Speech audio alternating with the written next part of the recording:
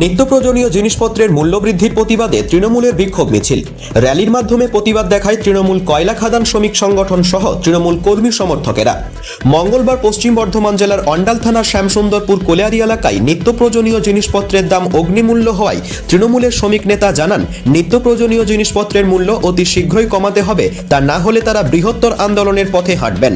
আপনারা দেখেছেন যে প্রতিনিয়ত নিত্য প্রয়োজনীয় জিনিসের দাম বেড়েই চলেছে, তারই প্রতিবাদে আজকে এই পথসভা। হ্যাঁ, আপনারা জানেন যে আগামীকাল আমাদের পেট্রোলের দাম বেড়েছে, গ্যাসের দাম বেড়েছে। যেভাবে দাম বাড়ছে তাতে আমাদের সাধারণ মানুষের জন্য জীবনযাপন করাটা একটা দায় হয়ে রয়েছে।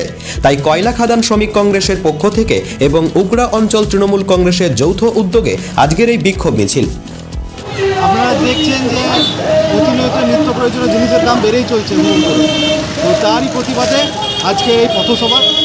হ্যাঁ, আপনারা জানেন যে আগামীকাল আমাদের পেট্রোলের দাম বেড়েছে, গ্যাসের দাম বেড়েছে। যেভাবে দাম বাড়ছে তাতে আমাদের সাধারণ মানুষের জন্য জীবনযাপন করাটা একটা দায় হয়ে রয়েছে। তাই কয়লা খাদান শ্রমিকের কংগ্রেসের পক্ষ থেকে এবং উত্তরাঞ্চল তৃণমূল কংগ্রেসের যৌথ উদ্যোগে আজকে এই মিছিল। এদিনের প্রতিবাদ মিছিলে উপস্থিত ছিলেন উগরা গ্রাম পঞ্চায়েত প্রধান মিনা কোলে ও উপপ্রধান শরণ সাইগল সহ তৃণমূল কর্মী সমর্থকেরা। উগরা থেকে অনন্ত রুইদাসের রিপোর্ট, অ্যাক্টিভেস্ট বাংলা।